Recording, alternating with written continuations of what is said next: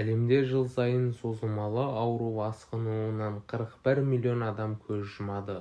Бұл инфекциялық эпидемиялық аурулар емес, миллиондаған адамның өмірімен ерте қоштасуына, ағза дабылын елемеу, сырқатына мән бермеу сынды жағдайлар себеп болады екен.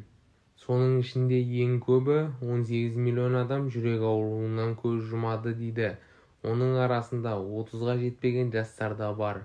Жүрегі кенеттен тоқтап қалыпты. Осы сөзді былтырдан бері жиірек естіп жүрміз. Неге әрдайым анық байқала бермейтін, бірақ жүректегі кінәратты білдіртетін мына жағдайларға назар аударту өте маңызды. Сіздермен бірге дертке шипа арнасы. Видеоны соңына дейін көріңіз. Сіз естіп білмеген ақпараттар болатынына сенімдіміз. Сіз біздің еңбегімізді бағалап, келесі пайдалы видеоларымызды қарап жүріңіз. Сіздің оп-оңай болмашан әрекетіңіз бізді шабыттандырады. Жүрек ауруының жасырын белгілері. Кеуде тұсындағы жайсыздық. Бұл жүректе ақау барын білдіртетін ең көп кездесетін белгі. Біреуде кеуде тұсы аздап қана ауырса, екінші адамда кеуде тұсын басып қысып тұрғандай болады. Енді біреуде кеудеде ауыр тас тұрғандай сезім мазалайды. Егер сіз кейде кеуде тұсыңызда түсініксіз жағдай, біртүрлі сезім байқалса, мейлінше тезірек терапевтке қаралыңыз. Электрокардиограммаға түсуіңіз қажет. Басталып келе жатқан жүрек ұстамасы осындай белгі береді. Алдын алыңыз. Егер кеуде тұсындағы ауру қатты және бірнеше минуттан көбірек болса, шұғыл жедел жәрдем шақырғаныңыз жөн.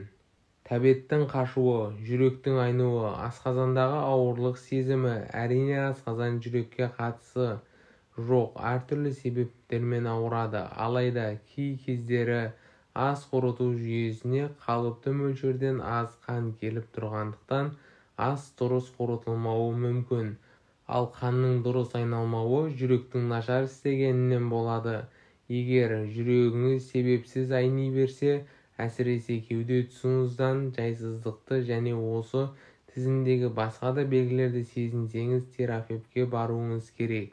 Сол қолдың ауырсынуы, жүректен жұғатын және сол қолдағы жүйке талшықтары да сигналды мидың бір жеріне жіберіп тұрады. Осының нәтижесінде ми жүрек ауырып тұрғанын немесе сол қол ауырып тұрғанын әрдайым ажырата алмайды. Егер сол қолда себепсіз ауырсыну салмағы артып кеткендей сезім, қозғалтудың қиындығы үйіп тұрғандай болса, дәрігерге көрінгеніңіз жөн. Инфаркттың классикалық белгісі осындай болады. Америкалық кардиология, сол қолдағы кенет пайда болған ауырсыну, бірнеше минут бойы ауырсыну қоймаса, жедел жәрдем шақыруға кеңес береді. Егер ауырсыну сезімі тез кетіп қалса, бір қайталанып тұрса, міндетті түрде дәрігерге қаралыңыз. Тістің және төменгі жақ сүйектің ауырсынуы, ми қай жер ауырып тұрғанын анық ажырата алмайтын тағы бір жағдай тіс және жүрек ауруы. Егер тіс ешқандай себепсіз ұдайы ауруын қоймаса, кардиологқа көріну керек.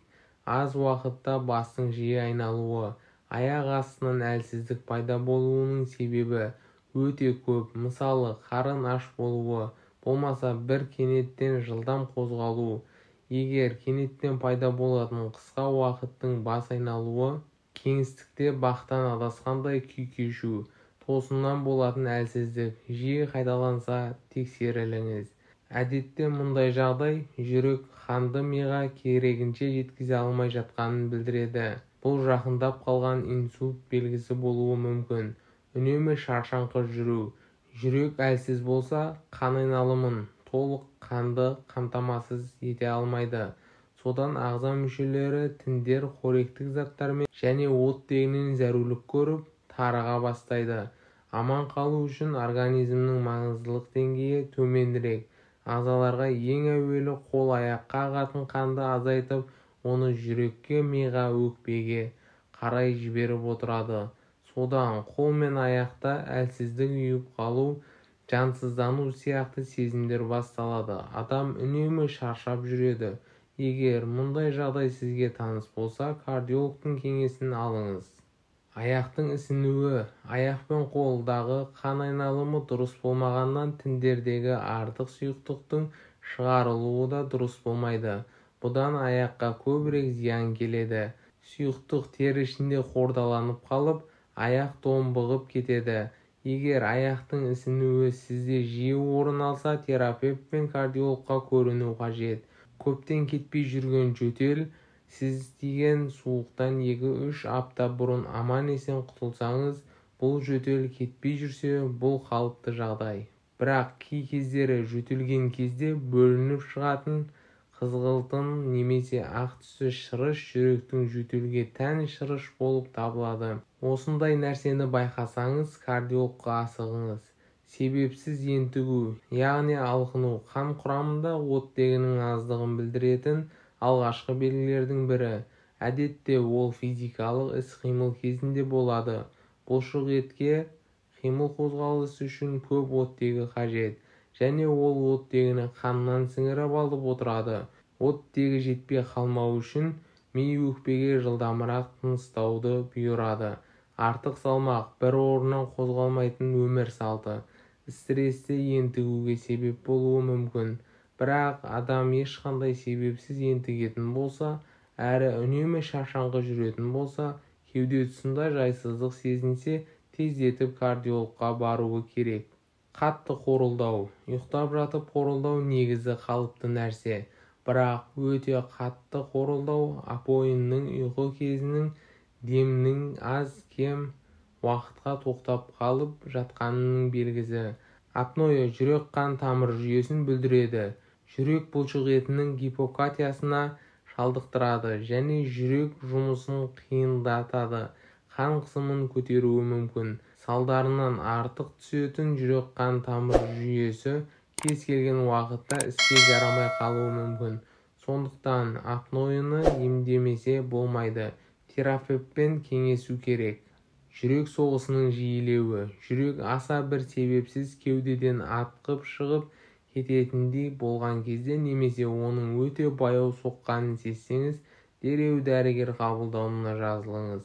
Жүрекке пайдалы 10 тағам. Уайымсыз, сау жүрек толыққанды өмір сүрудің кепілі. Бұл үшін көп нәрсе қажет емес. Ол үшін жаман әдеттерден арылу, көбірек қозғалу және жүрекке пайдалы өнімдерді пайдалану. Жүрегіңіздің саулығын сақтау үшін алдымен тамақтану тәртібіне көңіл бөлгеніңіз жөн. Себебі жүрек үшін дұрыс және салауатты тамақтану өте маңызды. Жаңғақ, банан, грек жаңғағы, жер жаңғағы және тұзсыз пісте жүрекке өте пайдалы. Себебі олар Е дәруменіне бай. Бұл қандағы қажетсіз холестерин деңгейін төмендетеді және қан тамыр қабырғасын нығайтады. Ал грек жаңғағының құрамында омега-3 деңгейі жоғары. Ол жүрек қан тамыр жүйесінің жұмысын жақсартады. Буындар мен иммундық жүйеңізді нығайтады. Сонымен қатар, терінің баяу қатаюына ықпал етеді. Зерттеулерде көрсеткендей, күніне небәрі 30 грамм жаңғақ жүрек қан тамырларынан болатын өлім қаупін 20%-ға төмендетеді екен. Кептірілген өрік құрамында А, В дәрумендері болғандықтан кептірілген өрік жүрекке пайдалы тағамдар. Рейтингі жоғары орынға ие. Өрік темір, калий және магнийге өте бай. Ол гемоглобинді арттыруға және жүйке жүйесін нығайтуға көмектеседі. Ескеретін жайт, гипотониясы төмен адамдарда сақ болуы керек, себебі ол қан қысымын төмендетеді. Мамандар кептірілген өрікті күнделікті 100 грамм пайдалану қауіпсіз екенін айтады. Сұлы. Таңғы асқа сұлы пайдалы, әрі тойымды тағамның бірі.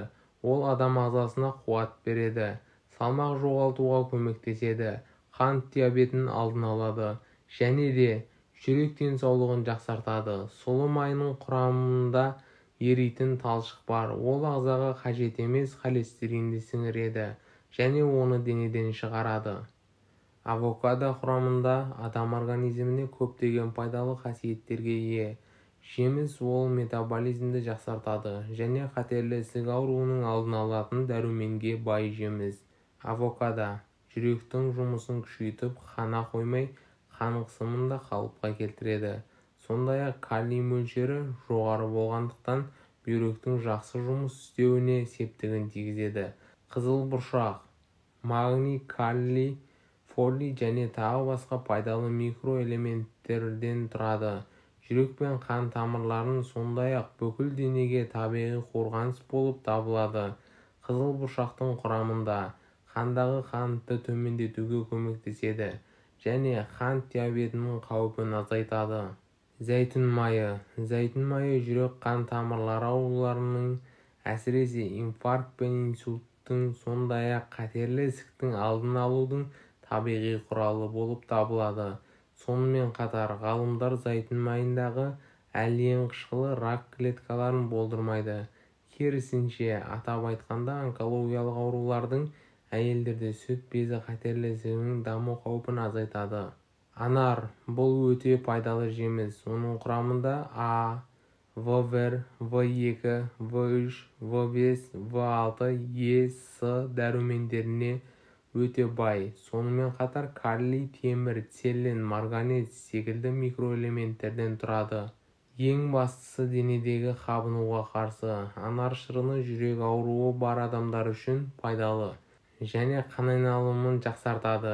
Жемістегі темір анемияға көмектеседі және де темір талшығына жол бермейді.